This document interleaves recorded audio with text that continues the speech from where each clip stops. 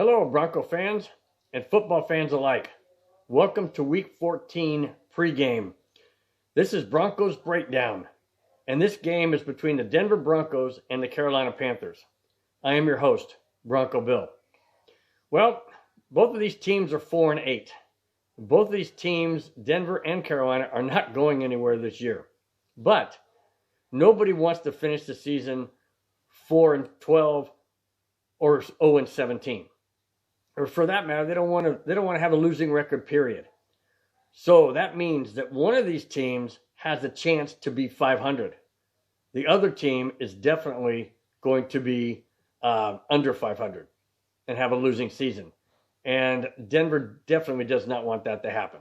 That's happened way too many times in the last 4 years.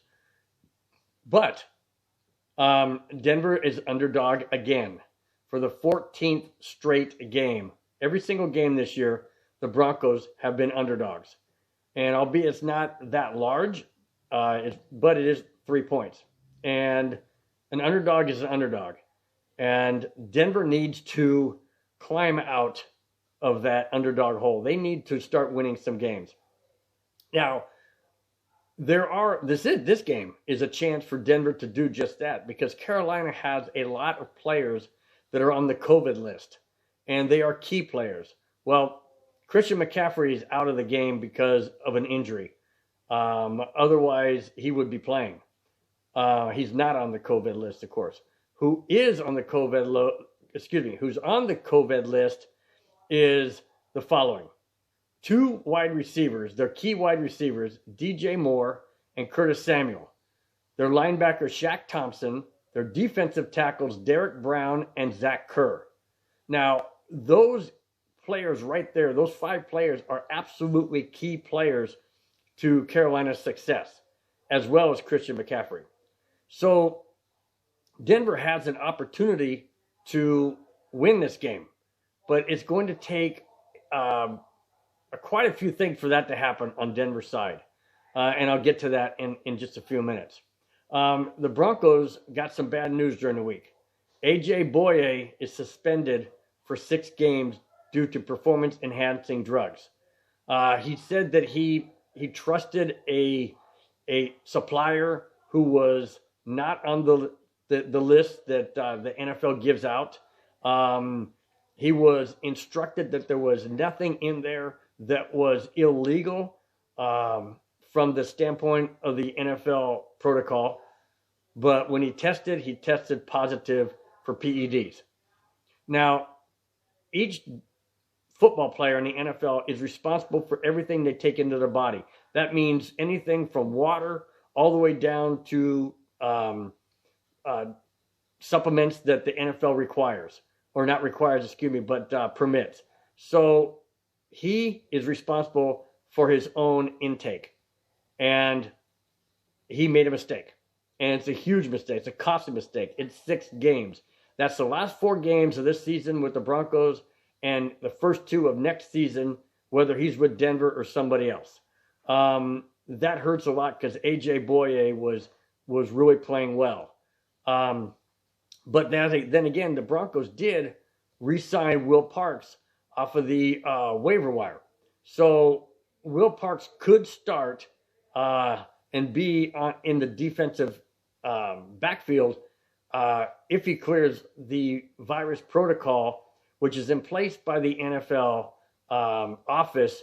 Whenever a player clears waivers, they have to test negative for 3 days in a 10-day period. Now, he was claimed last week, Tuesday. So he should be able to play this Sunday, which would be huge given the A.J. Boye suspension. But here's the other thing. The Broncos game starts at 10 o'clock Pacific, 11 o'clock Mountain Time.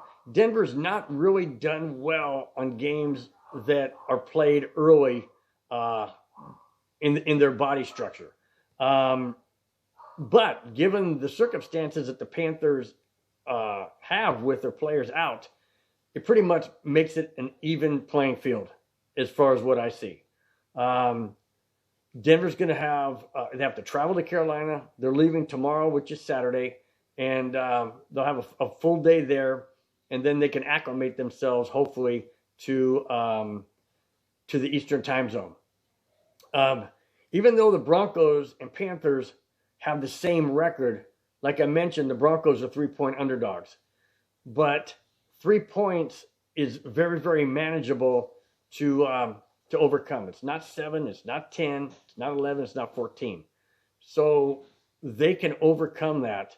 But like I mentioned, it's going to take some doing on their offensive side and their defensive side. The game is going to be totally in Pat Shurmur's hands. The reason for this is he needs to make solid calls. He needs to make calls that benefits Denver's ability to control the ball. No stupid passes down the sidelines of 30, 40, 50 yards. No third and long, no 3rd and 8, no 3rd and 9, no holding penalties, no costly mistakes on first downs that put the Broncos into a 1st and long, 2nd and long, 3rd and long punt. We can't have that. We can't give Carolina any chance, any hope that they can possibly be in this game.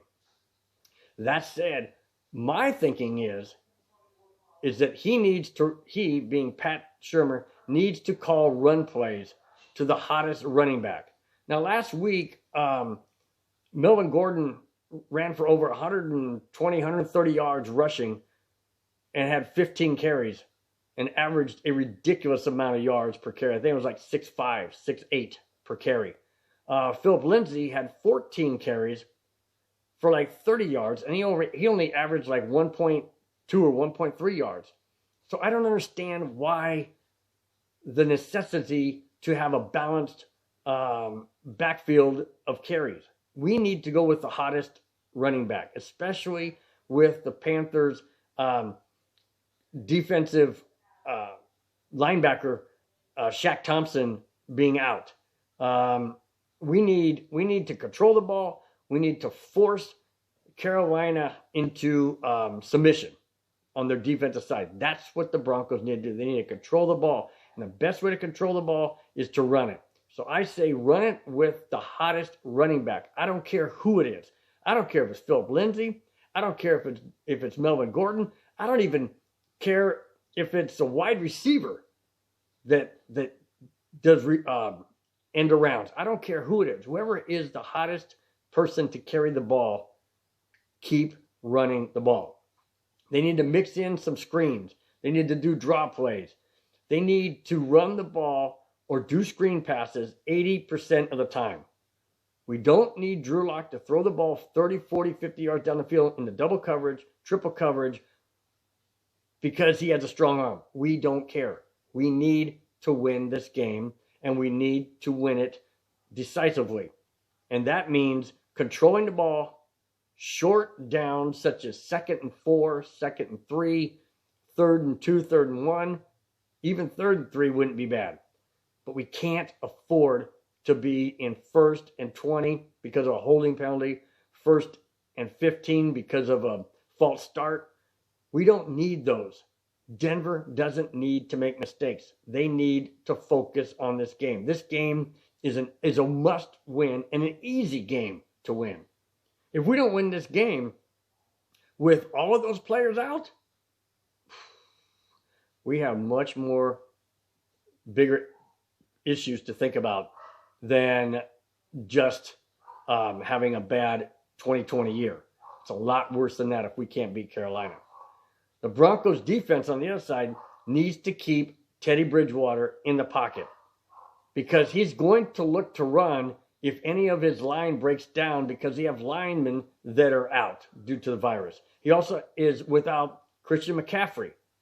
So if there's no open receivers, of which now are backups because the two main ones are out, if his receivers are covered, he doesn't have a running back he can trust, he's going to look to run. So Denver needs to keep him in the pocket, force Bridgewater into mistakes, and then take advantage of those mistakes. Denver cannot keep just getting field goals or punting because Vic Fangio doesn't know how to use his weapons in his offense. We need to control the ball, and we need to take advantage of Teddy Bridgewater's mistakes by an interception, by a fumble, by punting and having a short field. But Denver needs to score touchdowns. So here's my final comment. Did Denver catch a break with so many players out for the Panthers? I say yes. But if and only if Denver can control the ball, they need to pressure Teddy Bridgewater, like I mentioned, into mistakes and take advantage of those mistakes. So the only way Denver can win this game and not be embarrassed by losing to a team with all those players, those key players out, is to control the ball, force Bridgewater into mistakes, and take advantage with touchdowns. That's it. That's my point on Week 14 pregame. Thanks for watching. Thanks for subscribing if you have. If you haven't, please subscribe. And we'll talk to you on Monday on the postgame. Enjoy the weekend. Enjoy the game. We'll talk to you then. Thanks.